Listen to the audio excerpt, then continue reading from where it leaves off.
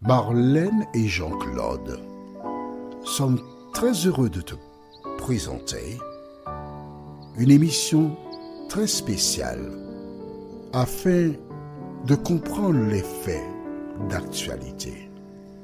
Merci pour ta fidélité. C'est avec joie que je te retrouve encore aujourd'hui. Je te rappelle que tu as la possibilité de m'envoyer des questions que nous répondrons par le biais des éditions spéciales. Plusieurs personnes ont lu et croient que Élie doit revenir physiquement. Et nous avons vu précédemment que la Bible dit qu'Élie doit venir. La question est la suivante. Où est Élie? C'est ce que nous verrons dans le thème du jour en lisant dans le livre de Matthieu, premier livre du Nouveau Testament, Matthieu chapitre 17. Et nous lirons les versets 10 à 13. Matthieu 17, les versets 10 à 13. Mais juste avant, nous lirons à nouveau Malachie 4, versets 5 et 6 pour te remettre dans le bain. Juste avant, prions. Seigneur, merci pour la parole. En fait, que pouvons-nous faire d'autre que de sonder la parole? Alors que nous continuerons d'étudier le thème du baptême et comprendre l'histoire, merci de continuer de nous éclairer et de nous conduire dans toute la vérité, nous t'en prions. Au nom de Jésus et pour ta gloire éternelle. Amen. Rappelle-toi, nous avons vu ensemble au livre de Malachie chapitre 4, les versets 5 et 6 ce qui suit. Voici, je vous enverrai Élie le prophète, avant que le jour de l'Éternel arrive, ce jour grand et redoutable. Il ramènera le cœur des pères à leurs enfants et le cœur des enfants à leurs pères, de peur que je ne vienne frapper le pays d'interdit. Près de 400 années plus tard, parce qu'il n'y a pas eu de prophète après Malachie, Matthieu arrive juste après. Les gens répétaient que Élie doit venir. Le prophète Élie doit venir. Dieu a fait la promesse. Et les gens attendaient. Ils voulaient voir le prophète Élie revenir. Rappelle-toi que la mission d'Élie consistait à ramener la paix dans les familles. Mais par-dessus tout, la paix la plus importante, c'est entre l'homme et Dieu.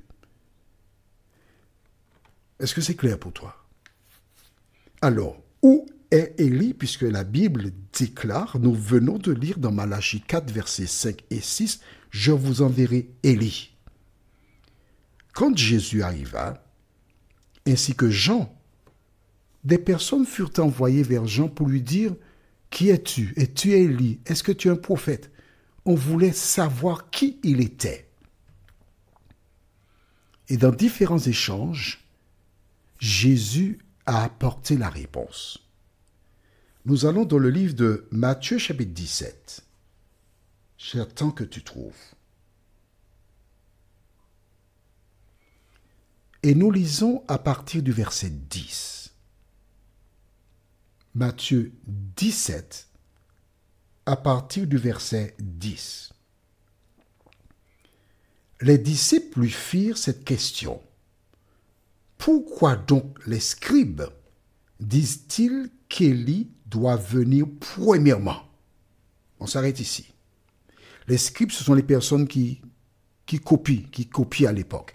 Parce qu'il n'y avait pas l'imprimerie comme aujourd'hui. Donc ces personnes avaient un devoir, recopier exactement ce qui était écrit. Et ils connaissaient ce qu'ils écrivaient. Et les scribes, donc on va dire les secrétaires, disaient, nous avons écrit qu'il faut qu'Élie vienne avant le jour du Seigneur. Et les personnes du peuple, ayant entendu cela, attendaient Élie. Et puisque Jésus semblait donner des réponses à toutes les questions, les disciples lui ont posé cette question que je relis à nouveau. Les disciples lui firent cette question.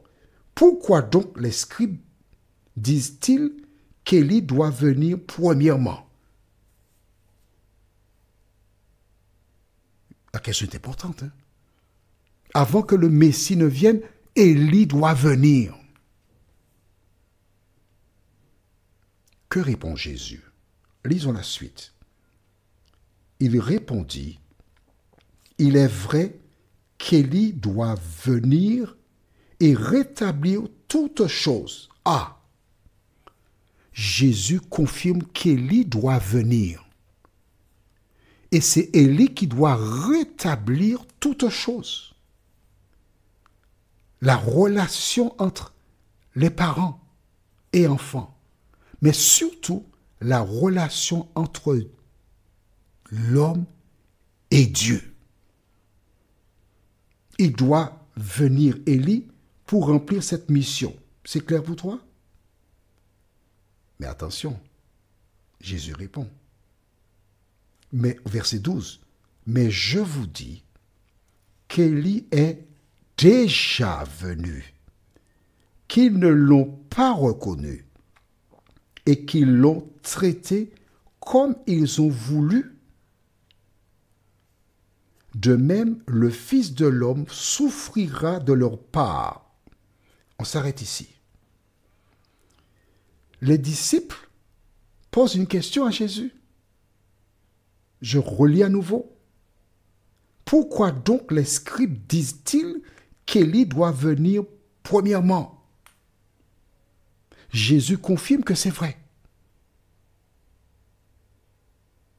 Il répondit, « Il est vrai qu'Élie doit venir et rétablir toutes choses. Mais je vous dis qu'Élie est déjà venu, qu'ils ne l'ont pas reconnu et qu'ils l'ont traité comme ils ont voulu. De même, le Fils de l'homme souffrira de leur part. Comment est-il venu et on ne l'a pas reconnu? Que s'est-il passé? Mais à quel moment est-il venu et on ne l'a pas reconnu? As-tu la réponse? La Bible répond par elle-même. Ils attendaient Élie, le prophète qui s'était présenté devant Akab sur le mont Carmel pour attirer l'attention des gens pour qu'ils se tournent vers l'Éternel. Mais que dit le verset 13? Les disciples comprirent alors qu'il leur parlait de Jean-Baptiste. Ah, c'est intéressant. Donc ce n'est pas Élie lui-même qui physiquement viendra pour amener le cœur des enfants vers les pères et en même temps vers Dieu. C'est n'importe qui dont la prédication invite les gens à se réconcilier avec Dieu qui est un Élie. Est-ce que tu as compris cela? Tu veux que je te donne un exemple? Alors, par exemple, Jean-Claude, celui qui te parle, est un Élie. Car le message qu'il te présente, c'est le même qu'Élie. Toute personne qui annonce le retour de Jésus et invite les uns et les autres à se repentir est un Élie. Est-ce que c'est clair pour toi? C'est bon? Donc n'attends pas qu'Élie, lui, vienne. Autour de toi, il y a des Élis. Mais attention, il y a Élie et Élie. Que l'Éternel t'aide à lire la parole C'est elle qui te conduira dans de verts pâturages. Prions. Notre Seigneur et notre Dieu, merci pour la parole. Là, nous découvrons, car quelle est la réponse, point d'interrogation, le chiffre 2 existe afin d'accompagner celles et ceux qui n'ont jamais lu la Bible et qui voudraient être sauvés. Alors Seigneur, merci d'avoir nourri une fois de plus tes enfants. Aide-les à écouter à nouveau, lire la parole, et cet esprit continue d'agir dans leur cœur afin qu'ils marchent à l'ombre de ta personne, nous t'en prions, au nom de Jésus pour ta gloire éternelle. Amen. Que l'Éternel continue de t'accompagner et il me tarde de te retrouver. Nous sommes parvenus au terme de notre réflexion. Si d'aventure tu as une question, il te suffit d'envoyer un message par le biais de WhatsApp au numéro suivant, plus 596 696 88 93 93. Et alors Jean-Claude, moi, je me ferai un réel plaisir de répondre à ta question.